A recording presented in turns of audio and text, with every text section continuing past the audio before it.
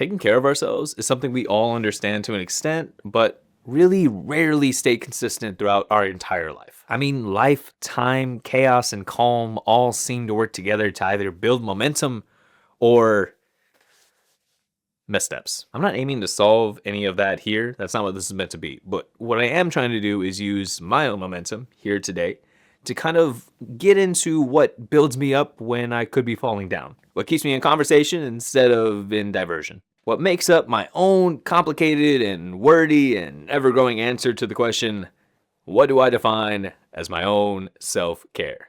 See, for me, when I think of self-care, I have a mixed bag of thought processes. Is it something that's meant to better me, or is it something that's meant to reset me?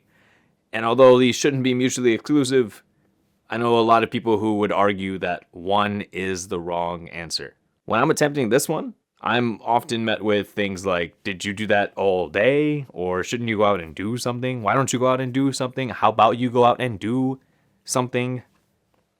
For me, I argue that there's a balance between these two that I absolutely need. The thing is, I am an overthinker to a crippling degree. Because of this, I mostly use brute force to just act, move, and process later, which, again, not saying the healthiest thing, but it has gotten me pretty far.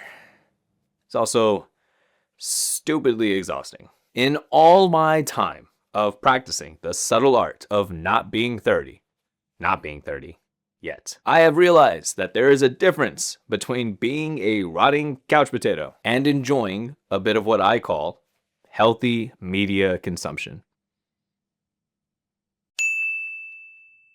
Watching wrestling, because when you have the right wrestlers and the right story, it is like watching your team win the biggest game they can. It is the exact same high for me. When it's bad, the floor is low, but when it is good, when it is great, it is amazing. Like playing off of the story and mythology that we get in sports, there is nothing else like it. It's great is amazing every time. I feel like I'm going to have to make a video about wrestling one day and what I get from it, because I just truly feel like a lot of people who aren't into wrestling from the outside just missed the mark entirely on what it is we're actually getting from this. And different video, different time. But I will say that if you find an ongoing sport or just anything ongoing that you can like cheer and root for, you can find that exact same high that can carry you too. And speaking of YouTube, because I love deep dives and learning or vlogging and watching and just this all-encompassing mix of the channels I subscribe to between photographers and filmmakers, and I can honestly tell you I spend more time on YouTube than any other streaming service. It's not even close. I love taking on something that I can explore emotionally, get inspired by, or just simply learn from. It's also a place where I get to document my life, bits and pieces here and there. So I really do appreciate that. I've said it before, but I love that this will hopefully outlive me. That's amazing. Long live YouTube. Watching movies, because that's what shaped me to begin with, and it will always continue to just shape a bit of who I am. Perspectives, stories, character studies, editing, cinematography, it all comes together in a way that moves me. Movies move me. Yeah, we'll keep that in. Camera shot, because in an all-encompassing way, using my camera to explore and flex myself creatively through my videos, through my photography. This is my art. And through my art, I have gained so much confidence, more than I ever could have thought, both personally and even professionally, from stuff that I was self-taught for the better part of a decade now and put into practice time and time again. I walk away better, even if nobody sees it, which is often the case. Now, this is only as good for my freaking soul as it is if I'm willing to get off my ass and make a move on it. This involves me putting in my time, putting in the schedule, putting in the act of just going for it with minimal friction, minimal excuses to not. Working out. I know, that's either a no duh to a lot of you or a just complete annoying thing to hear to the rest. And I get it, all right? But I'm not splitting the atom here.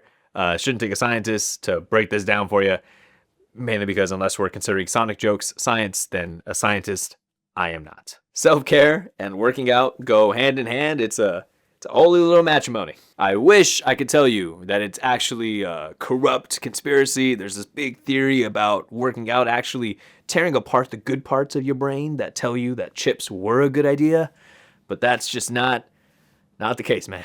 Little known fact, because I don't really post about it a lot, but I was in the army for like 6 years, and that workout ethic just doesn't go away. I'm not perfect with it by like any means, but I do try when I can, and I can honestly reassure you the rumors you've heard are true.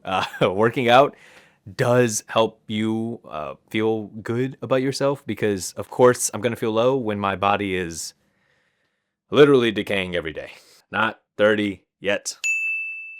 I do have a pretty large social battery, all things considered, and yeah, I get a big kick out of just watching other people just have a good time. I don't know when in my 20s it became so natural to just get into public speaking and hosting, but between my family and friends, I've hosted dinner parties, game nights for years now, and every single time, for the most part, they've led to some very amazing social interactions, deeper social interactions, funner social interactions, and that's kind of why I like games as much as I do, because I do feel like games are kind of like the cheat sheet for an easy and fun time with people when you're just not either feeling it or good at the social aspect. Games are a really silly way to break the ice and just immediately have a good time with somebody. Socially, though, my most consistent way of getting that kick is with my lovely and beautiful wife, Christiana, who also happens to be my best friend. I constantly feel like I'm getting something from our social interactions, whether it's peace,